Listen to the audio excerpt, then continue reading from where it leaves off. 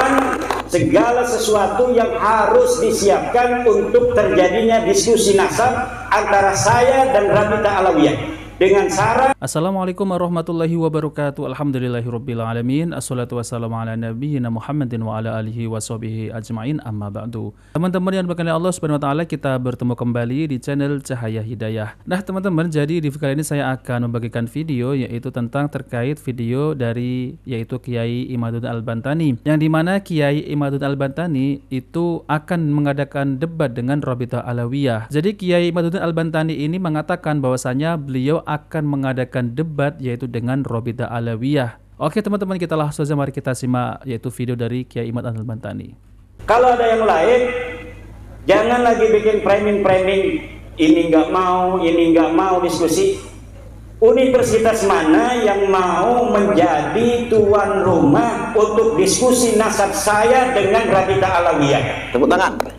Siapkan segala sesuatu yang harus disiapkan untuk terjadinya diskusi nasab antara saya dan Rabita Alawiyah dengan syarat tempatnya yaitu di kampus, dihadiri oleh para pakar sejarah, dihadiri oleh orang-orang pinter.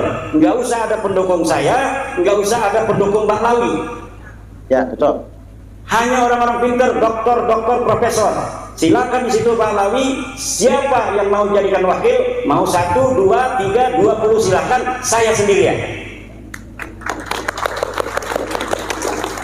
Ini bisa disampaikan dan ini kalimat saya, ini bisa dijadikan pegangan kalau saya tidak mau. Framing lagi, ayo kita adakan diskusi Kiai Imad tidak pernah datang, bagaimana ente yang gak mau datang?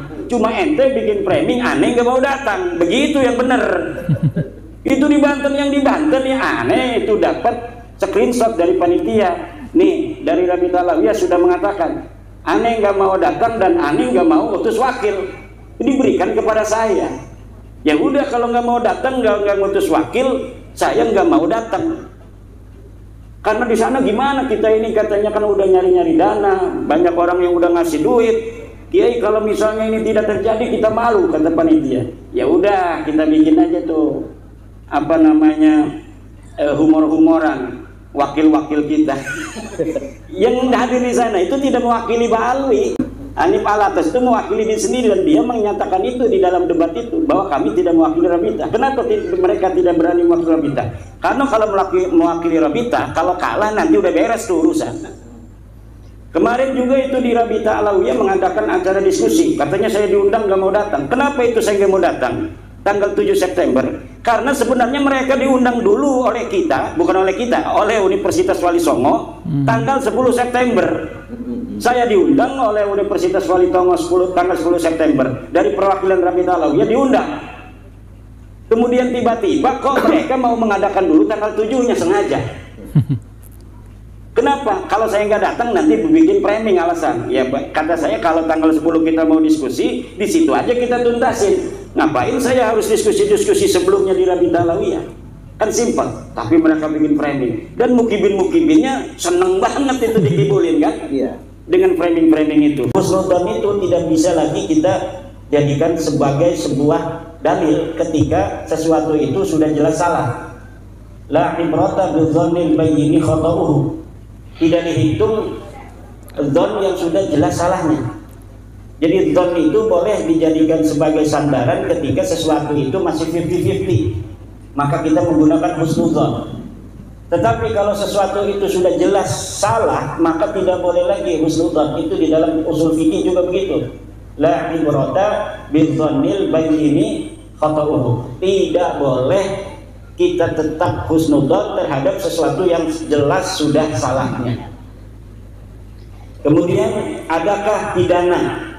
Sudahkah dilaporkan agar ada efek jerah? Saya belum sampai ke arah tindakan hukum ya terhadap pengakuan-pengakuan klaim-klaim cucu Nabi. Tetapi apabila masyarakat itu menghendaki itu, masyarakat bisa untuk mencoba melaporkan kepada pihak-pihak berwajib apakah nanti ada pasal-pasal yang bisa untuk dijadikan apa namanya itu pegangan oleh pihak kepolisian untuk menjerat orang-orang yang mengaku sebagai keturunan Nabi yang sudah tidak terkonfirmasi oleh kitab nasab, oleh kitab sejarah dan tes DNA itu. Kalau batal, duriah mana yang kita ikuti? Ya, orang-orang yang mengaku sebagai keturunan Nabi yang belum terverifikasi batal. Karena di dalam kaidah ilmu nasab dikatakan an-nasabu al-aslu fil nasabi as-sihhah. Asal daripada nasab itu adalah sahih sampai datangnya dalil yang membatalkan. Nah, kalau Ba'lawi ini sudah banyak dalil yang membatalkan, maka dia sudah tidak sahih lagi. Tidak boleh lagi kita mengakui Ba'lawi ini sebagai keturunan Nabi. Tapi yang lainnya, seperti dari keturunan Syekh Abdul Qadir Al-Jilani di Indonesia ini banyak sekali. Para wali-wali Songo itu banyak yang dari turunan Syekh Abdul Qadir Jilani, turunan dari Musa Al-Kadzim, turunan dari Jumadil Kubro.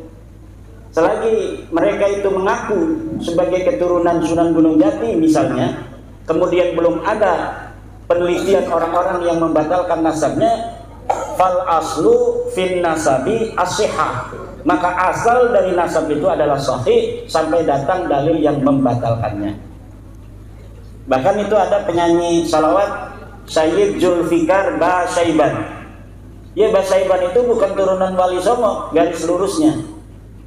Dia adalah marga yang lain. Dia Ba'lawi bukan, dari turunan Wali Songo bukan, tapi dia adalah marga keturunan Nabi dari Al-Hasani yang berasal dari Maroko, yang kemudian pindah ke Arab Saudi, kemudian pindah ke Indonesia. Jadi Syekh Abdul Qadir Jilani kan anak cucunya sering datang kemari tuh. Itu cucunya Rasulullah Shallallahu Alaihi Wasallam.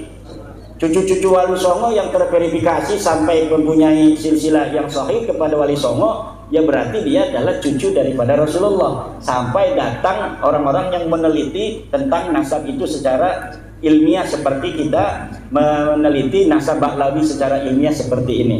Nah, teman-teman yang dimuliakan Allah SWT, jadi itulah ya ceramah tentang terkait masalah nasab Ba'lawi, yaitu oleh Kiai Imaduddin Al-Bantani, yang dimana bahwasanya yaitu nasab dari Ba'lawi ini, yaitu Habib Ba'lawi ini terputus dari Rasulullah SAW dan tidak terverifikasi. Bahkan mereka ini nasabnya batal, seperti apa yang dikatakan oleh Kiai Imaduddin Al-Bantani. Ya, memang mereka ini kan ini ya teman-teman ya, selalu mengklaim dirinya ini adalah cucu Nabi, sebagai cucu Nabi. Tapi mana buktinya? Mana dalilnya? Ya, dari kitab nasab mana buktinya? Nah, maka dari itu ya teman-teman, penelitian Kiai Imaduddin Al-Bantani ini tidak bisa mereka ini membantahnya. Nah, maka dari itu ya teman-teman, mereka ini akan mencari-cari dukungan kepada yaitu jamaahnya ataupun para muhibbinnya untuk diakui ya bahwasanya mereka ini adalah zuriat Nabi SAW. Tapi kenyataannya mereka ini tidak bisa membuktikan, hanya marah-marah ya, hanya bisa mencaci maki seperti yaitu Hanif Alatos dan Bapak Rizik Sihab ya. Nah, oke teman-teman, itu saja yang ingin saya sampaikan ya. Jika video ini bermanfaat, jangan lupa like dan subscribe di channel Cahaya Hidayah. Wabillahi taufiq wal hidayah. Wassalamualaikum warahmatullahi wabarakatuh.